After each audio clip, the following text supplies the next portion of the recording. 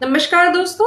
गर्भधारण की यात्रा कई महिलाओं के लिए चुनौती भरी हो सकती है। जब आप लगातार कोशिश कर रही होती हैं और सफलता नहीं मिलती है तो मन में कई सवाल उठते हैं। अक्सर हम बड़े और स्पष्ट कारणों पर ध्यान देते हैं, जैसे कि हार्मोनल असंतुलन और ओव्यूलेशन की समस्या, लेकिन कई बार कुछ ऐसी साइलेंट बीमारियां होती हैं जिनके लक्षण हमें समझ में नहीं आते हैं और हम उनको अनदेखा कर देते हैं, और वही बीमारियां गर्भधारण में बड़ी बाधा बन जाती हैं। आज के इस वीडियो में हम ऐसी ही 5 बीमारियों के बारे में बात करेंगे जिनकी वजह से हो सकता है कि आपका गर्भधारण नहीं हो पा रहा हो। पहली बीमारी है एंडोमेट्रियोसिस। ये एक ऐसी स्थिति होती है जहां गर्भाशय के अंदर की परत यानी कि एंडोमेट्रियम जैसा ऊतक गर्भाशय के बाहर बढ़ने लगता है। ये अंडाशय, फैलोपियन ट्यूब या पेल्विस के अन्य अंगों में पाया जा सकता है। इसके मुख्य लक्षण होते हैं पीरियड्स के दौरान बहुत ज्यादा पेन या दर्द, पेल्विक पेन और सेक्स के दौरान दर्द होना। लेकिन कई महिलाओं में इसके लक्षण बहुत हल्के भी होते हैं और कई बार बिल्कुल नहीं होते हैं, फिर भी वे उनकी प्रजनन क्षमता को प्रभावित कर सकता है। ये गर्भधारण को कैसे प्रभावित करता है ये भी मैं आपको क्लियर कर देती हूँ। सबसे पहली चीज है सूजन और निशान। एंडोमेट्रियल ऊतक के बढ़ने से आसपास के अंगों में सूजन और निशान पड़ सकते हैं, जिससे फैलोपियन ट्यूब ब्लॉक हो सकती है या अंडाशय क्षतिग्रस्त हो सकता है। अगली चीज है अंडे की गुणवत्ता। यह अंडे की गुणवत्ता और ओव्यूलेशन प्रक्रिया को भी प्रभावित कर सकता है।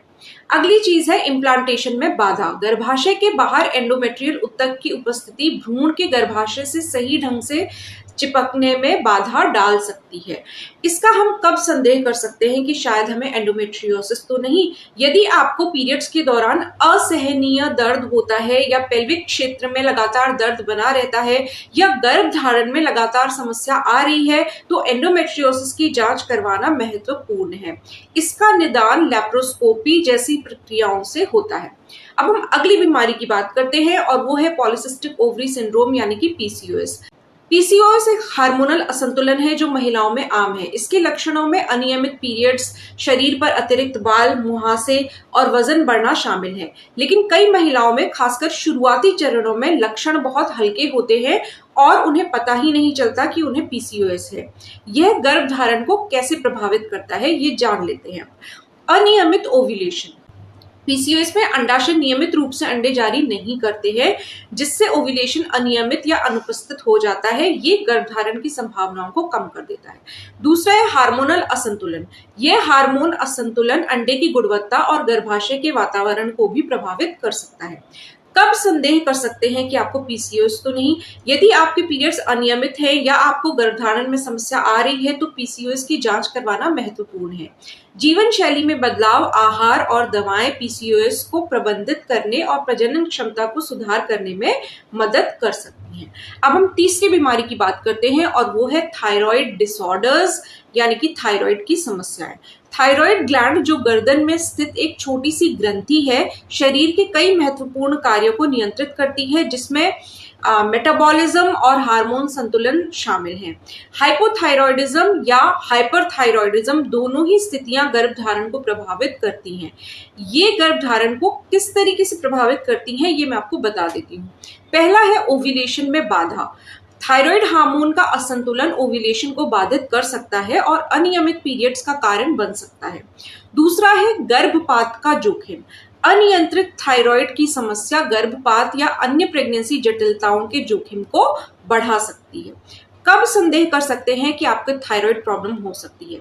थकान, वजन बढ़ना या घटना, मूड स्विंग्स और अनियमित पीरियड्स थायराइड की समस्याओं के सामान्य लक्षण हैं। यदि आपको इनमें से कोई भी लक्षण महसूस होता हो तो थायराइड फंक्शन टेस्ट करवाना महत्वपूर्ण है। सही दवा और प्रबंधन से थायराइड की समस्याओं को नियंत्रित किया जा सकता है। अब हम चौथी बीमारी की बात करते हैं, वो है फैलोपियन ट्यूब में रुकावट यानी कि फैलोपियन ट्यूब्स का ब्लॉकेज। फैलोपियन ट्यूब वो मार्ग होता है जिससे अंडे अंडाशय से गर्भाशय तक की यात्रा को तय करते हैं और जहां शुक्राणु अंडे से मिलते हैं। यदि एक या दोनों फैलोपियन ट्यूब्स ब्लॉक हो जाती हैं तो गर्भधारण करना थोड़ा मुश्किल और कभी कभी असंभव हो सकता है। ये गर्भधारण को किस तरीके से प्रभावित करता है? अंडे और शुक्राणु का मिलन को ये बाधित करता है। यदि निषेचन हो भी जाता है तो भ्रूण गर्भाशय तक नहीं पहुंच पाता, जिससे एक्टोपिक प्रेगनेंसी का खतरा बढ़ जाता है। कब आपको ये संदेह होना चाहिए कि आपकी ट्यूब ब्लॉक हो सकती है? फैलोपियन ट्यूब में रुकावट के अक्सर कोई बाहरी लक्षण नहीं होते हैं। इसका निदान आमतौर पर एचएसजी या लैप्रोस्कोपी जैसी प्रक्रियाओं से होता है। Pelvic inflammatory disease, PID, endometriosis या पिछली सर्जरी इसके सामान्य कारण हो सकते हैं। अब हम 5वीं बीमारी की बात करेंगे, वो है गर्भाशय में फाइब्रॉइड या फिर पॉलिप्स। गर्भाशय के फाइब्रॉइड्स गर्भाशय की मांसपेशियों में होने वाली गैर कैंसर युक्त वृद्धि है, जबकि पॉलिप्स गर्भाशय की परत में होने वाली वृद्धि है। ये अक्सर छोटे होते हैं और कोई लक्षण पैदा नहीं करते हैं, लेकिन बड़े होने पर या गलत जगह पर होने पर गर्भधारण को प्रभावित कर सकते हैं। ये गर्भधारण को किस तरीके से प्रभावित करते हैं, ये मैं आपको बता देती हूँ। पहला है इम्प्लांटेशन में बाधा। फाइब्रॉइड या पॉलिप्स गर्भाशय की परत को बदल सकते हैं, जिससे भ्रूण के इम्प्लांटेशन में बाधा आ सकती है। दूसरा है रक्त प्रवाह में कमी। ये गर्भाशय में रक्त प्रवाह को भी प्रभावित कर सकते हैं, जो भ्रूण के विकास के लिए महत्वपूर्ण होता है। अगला है गर्भपात का जोखिम। कुछ मामलों में ये गर्भपात के जोखिम को बढ़ा सकते हैं। कब आपको ये संदेह होना चाहिए कि शायद आपके गर्भाशय में फाइब्रॉइड या पॉलिप्स? भारी या दर्दनाक पीरियड्स, पेल्विक दबाव या गर्भधारण में समस्या इसके संकेत हो सकते हैं। इसका निदान अल्ट्रासाउंड या हिस्ट्रोस्कोपी से होता है। दोस्तों, ये समझना बहुत जरूरी है कि गर्भधारण ना होने के कई कारण हो सकते हैं और उनमें से कुछ साइलेंट कारण भी हो सकते हैं। यदि आप गर्भधारण की कोशिश कर रही हैं और आपको सफलता नहीं मिल रही है, तो इन संभावनाओं पर भी विचार करें और अपने डॉक्टर से खुलकर बात करें। सही निदान और उपचार से आपकी प्रेगनेंसी की यात्रा आसान हो सकती है। याद रखें, आप अकेली नहीं हैं। लाखों महिलाएं इन समस्याओं का सामना करती हैं और सही मार्गदर्शन से वे सफल भी होती हैं।